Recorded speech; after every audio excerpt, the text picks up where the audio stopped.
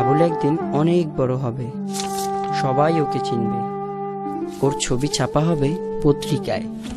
এই ছিল ওর বাবার স্বপ্ন।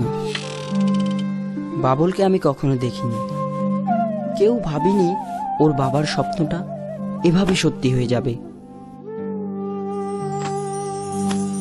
বাবুল এখন খবরের কাগজের পাতায়। সিডর কেড়ে নিয়েছে তার ঘর, আপনজন, ভেঙে দিয়েছে মনোবল, আত্মবিশ্বাস।